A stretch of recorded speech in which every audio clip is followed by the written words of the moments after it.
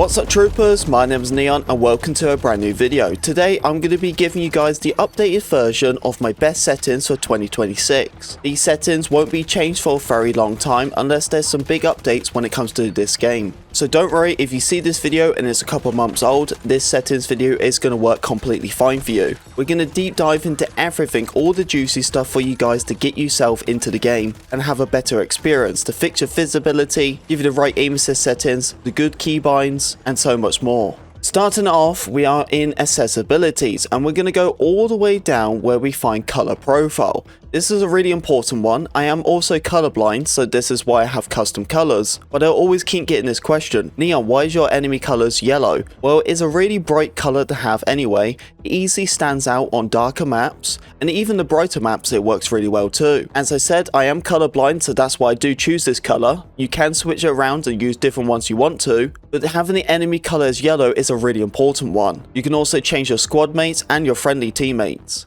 If you scroll yourself down just by a little bit, you're going to find controls for hold and toggle. Once you're in this setting, I actually have this one on. It's stick forward sprint. So basically you just push your stick forward and it starts sprinting. So you don't need to keep spamming the sprint button on your stick, so your thumb won't get hurt. I have crouch toggle sprint. When it comes to skip revives and request revives, I have these as toggle, and the mount stuff I actually do disable. Get yourself down just by a little bit lower in accessibility, so you're going to find your controller vibration. I have this completely turned off. If you do have adaptive triggers for PlayStation 5, it's up to you if you want to play with that on. I feel like it's a big distraction, so I disabled all of that too.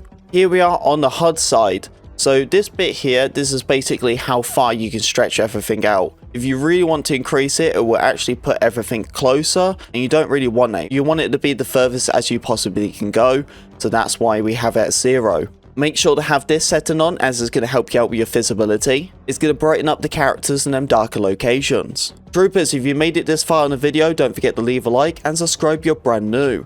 Here is the kill feed settings, the world log, squad list. We got objective icons, we got friendly icons, and we got squad icons. They are the same, but enemy icons actually increase these both to 100.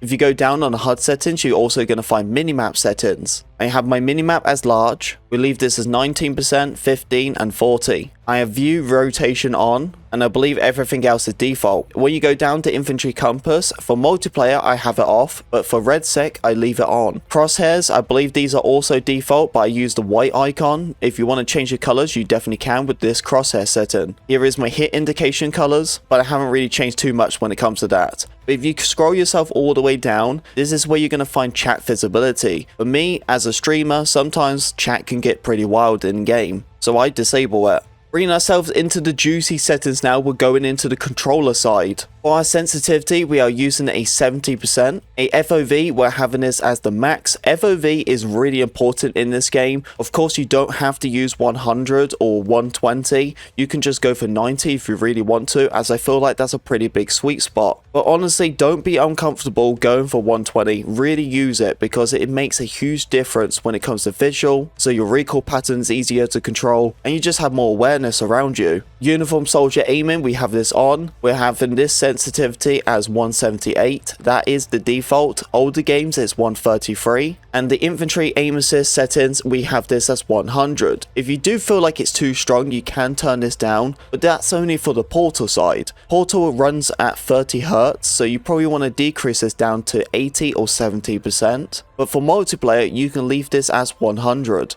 My input curve is standard and my acceleration is off, as I don't like acceleration. That's just a Call of Duty thing. For Battlefield players, you do not want to be using it, as this is going to help you a lot more faster, and with the TDK, you need to be faster. If you scroll yourself down to zoom, you're going to find a really sneaky setting. This steady scope setting here, you set it as the same as your aim button. When you do that as the same as your aim button, well, it's self-explained. As soon as you're aiming down, you're already holding your breath. My infantry zoom aim sensitivity is at 35. It might seem pretty low, but trust me, if you're using my settings, you'll understand why. Way more easier to control when you're aiming down sight. And then you go all the way down to the bottom, and we're going to help you guys with a keybind for this, but you're going to use flick look. Once you do have that, turn your threshold down to 10% so it's instant input, and have the maximum speed at 200%. This will make you do a 180 turn in half a second. Now we've done the controller settings, we're going to go into our keybinds to custom mapping. With these settings, you don't have to copy them as they are pretty confusing, but I'm going to explain to you how I use them. For my flick setting, what we was just talking about, I have this as my upper D-pad. I jump with my L1 button, same as my vault, and I crouch with my R3 button. We have melee as circle, and we had to switch around our gadgets. As one of the gadgets was on our upper D-pad, so we had to change it so we can actually have our flick button. But because of that, you also need to change your laser sight and your fire mode to a different button, and I have that as my middle button on the PlayStation 5.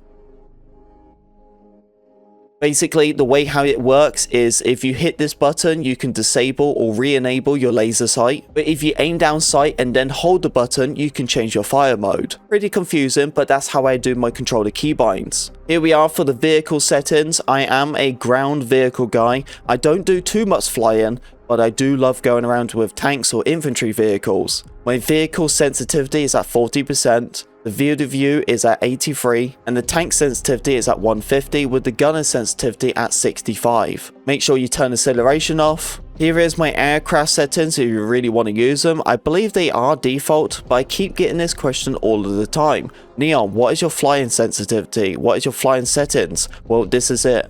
And then what you're going to do is scroll all the way down to the bottom where you're going to find controller tuning. A really important setting because you're actually going to find some really juicy stuff in here. And that is your dead zones. I don't touch one of my stick dead zones, but that is up to you if you get some stick drift. But what we're talking about is your L2 and your R2 buttons. These are going to be really important because this is where you don't need any trigger stoppers. Because the slightest little bit of pull is instantly going to give you that input. So I have 0, 5, 0, and 5. Move ourselves over to the graphics settings, some important ones here. It's up to you really which way you want to do this. You can go for balance or you can go for performance. Performance will increase the FPS by 120 or 80 to 90 for regular PlayStation 5 or Xbox Series X. But for me, I'm actually really happy being on a stable 60 FPS because it also gives you the good balance of really good quality for the game. And I play on a PlayStation 5 Pro and this game looks really good. So I have the balance of some nice FPS but also some really good quality.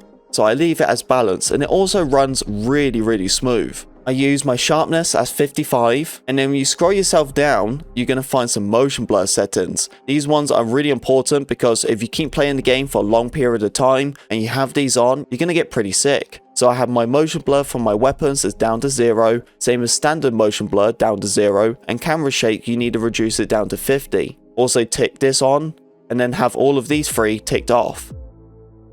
Moving ourselves into the audio side, I recently just got myself a new headset too, so I've been playing around with this. I'm using a 3D headset with war tapes. I feel like war tapes works really well as the audio doesn't get distortionist and you can hear it really clear. I think the biggest thing with audio war tapes is that you can hear footsteps from a really good distance. And go all the way down to scoreboard ping. A really important one because when you're actually in the game, you can pop at the scoreboard and see everyone's ping. You can see if you're lagging, you can see if anyone else is lagging, and you can just see how the server is working overall. You can also tell if you get yourself into a different region as well, because if you're averaging a 30 ping and the next thing you know you're on a 90 to 100 ping, then you understand that you're in a different region. So you need to leave that lobby. This is really good to understand how your internet is working for the game. And there we go, troopers, that is the deep dive for the settings for Battlefield 6 for the 2026. Thank you very much for listening to me talk. I really hope this settings video did help you. Make sure to share it out with your friends so they can get all the juicy tea as well. Make sure to leave a like and subscribe if you're brand new, and I'll see you troopers on the battlefield.